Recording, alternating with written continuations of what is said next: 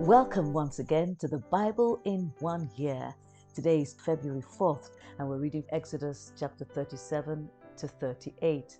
Exodus 37 and 38, and also reading Matthew chapter 23 from verse 23 to 39. Matthew chapter 23 from verse 23 to 39. And we're reading from the New King James Version. Exodus chapter 37. Then Bezalel made the ark of acacia wood. 2.5 cubits was its length, 1.5 cubits its width, and 1.5 cubits its height. He overlaid it with pure gold inside and outside, and made a molding of gold all around it. And he cast for it 4 rings of gold to be set in its 4 corners, 2 rings on one side and 2 rings on the other side of it. He made poles of acacia wood and overlaid them with gold, and he put the poles into the rings at the sides of the ark to bear the ark. He also made the mercy seat of pure gold. 2.5 cubits was its length, and 1.5 cubits its width. He made 2 cherubim of beaten gold. He made them of one piece at the 2 ends of the mercy seat, 1 cherub at one end on this side, and the other cherub at the other end on that side. He made the cherubim at the 2 ends of one piece with the mercy seat. The cherubim spread out their wings above and covered the mercy seat with their wings. They faced one another. The faces of the cherubim were towards the mercy seat. Verse 10. He made the table of acacia wood. 2 cubits was its length, 1 cubit its width, and 1.5 cubits its height.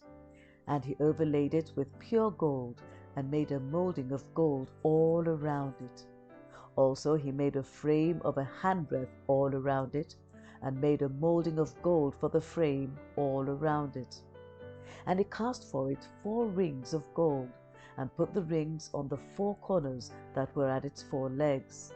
The rings were close to the frame as holders for the poles to bear the table. And he made the poles of acacia wood to bear the table, and overlaid them with gold. He made of pure gold the utensils which were on the table, its dishes, its cups, its bowls, and its pitchers for pouring. Verse 17. He also made the lampstand of pure gold. Of hammered work he made the lampstand. Its shaft, its branches, its bowls, its ornamental knobs, and its flowers were of the same piece. And 6 branches came out of its sides, 3 branches of the lampstand out of one side, and 3 branches of the lampstand out of the other side. There were 3 bowls made like almond blossoms on one branch, with an ornamental knob and a flower, and 3 bowls made like almond blossoms on the other branch, with an ornamental knob and a flower.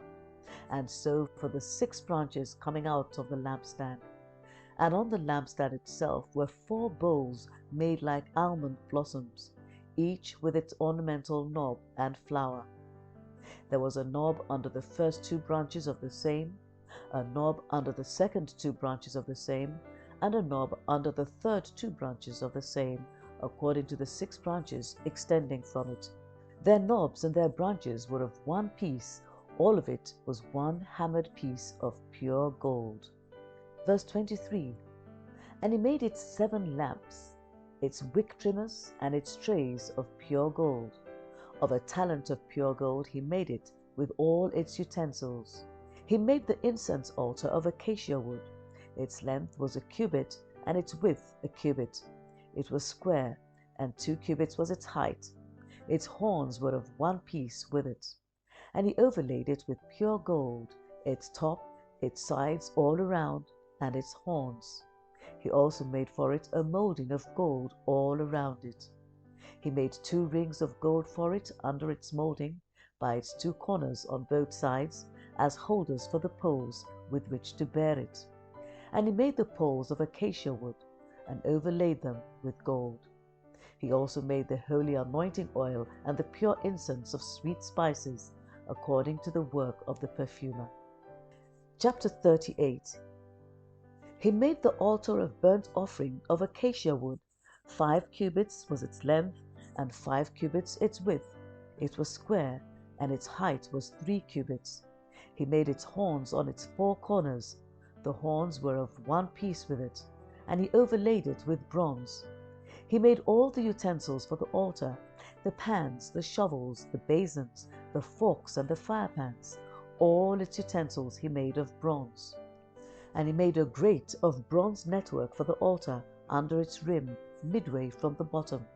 He cast 4 rings for the 4 corners of the bronze grating as holders for the poles. And he made the poles of acacia wood and overlaid them with bronze. Then he put the poles into the rings on the sides of the altar with which to bear it. He made the altar hollow with boards. Verse 8. He made the laver of bronze and its base of bronze from the bronze mirrors of the serving women who assembled at the door of the tabernacle of meeting. Then he made the court on the south side. The hangings of the court were of fine woven linen, 100 cubits long. There were 20 pillars for them, with 20 bronze sockets. The hooks of the pillars and their bands were silver. On the north side, the hangings were 100 cubits long, with 20 pillars and their 20 bronze sockets. The hooks of the pillars and their bands were silver. And on the west side, there were hangings of 50 cubits, with 10 pillars and their 10 sockets. The hooks of the pillars and their bands were silver. For the east side, the hangings were 50 cubits. The hangings of one side of the gate were 15 cubits long, with their 3 pillars and their 3 sockets. And the same for the other side of the court gate. On this side and on that were hangings of 15 cubits, with their 3 pillars and their 3 sockets. All the hangings of the court all around were of fine woven linen.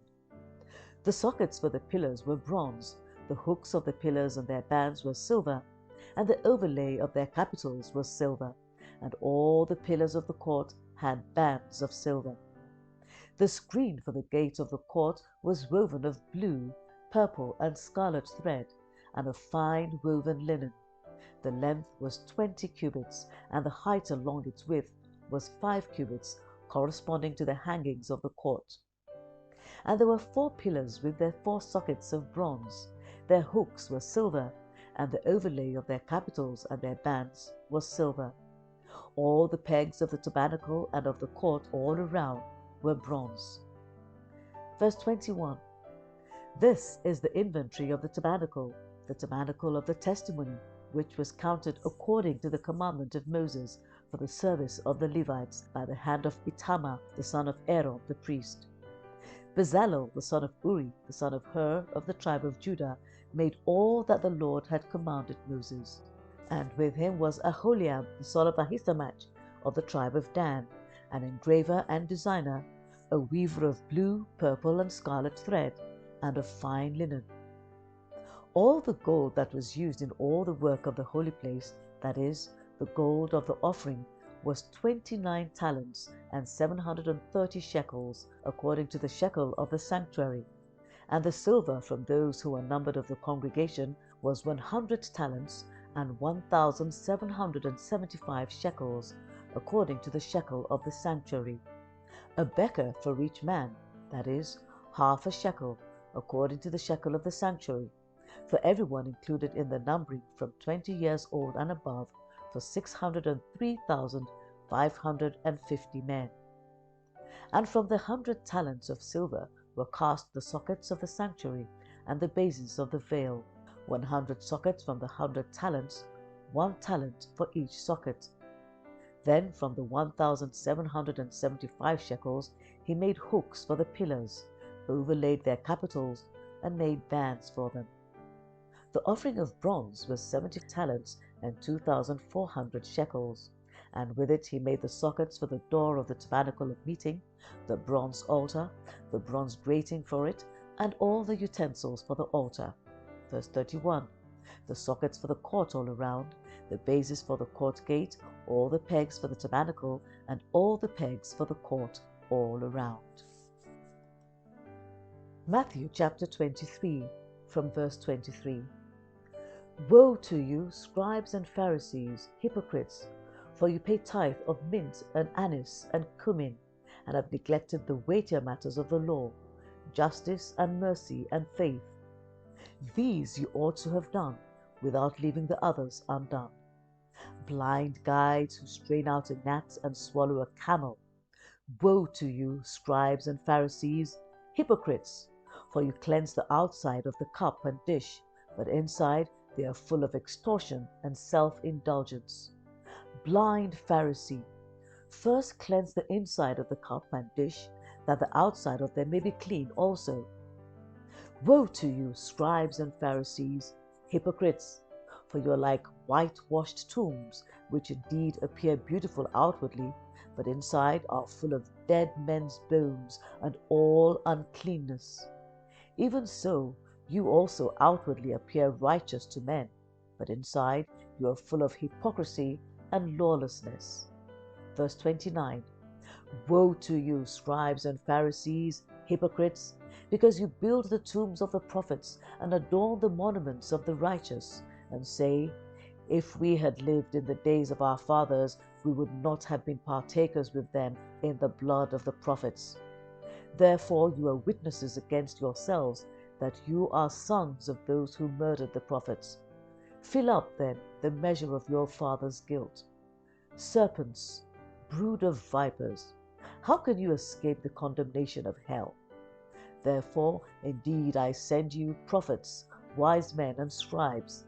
Some of them you will kill and crucify, and some of them you will scourge in your synagogues and persecute from city to city, that on you may come all the righteous blood shed on the earth, from the blood of righteous Abel to the blood of Zechariah son of Berechiah, whom you murdered between the temple and the altar. Assuredly I say to you, all these things will come upon this generation. Verse 37. O Jerusalem, Jerusalem, the one who kills the prophets and stones those who are sent to her. How often I wanted to gather your children together, as a hen gathers her chicks under her wings, but you were not willing. See, your house is left to you desolate. For I say to you, you shall see me no more till you say, Blessed is he who comes in the name of the Lord. May we indeed be blessed continually by the reading and hearing of the Word of God. In Jesus' mighty name, Amen.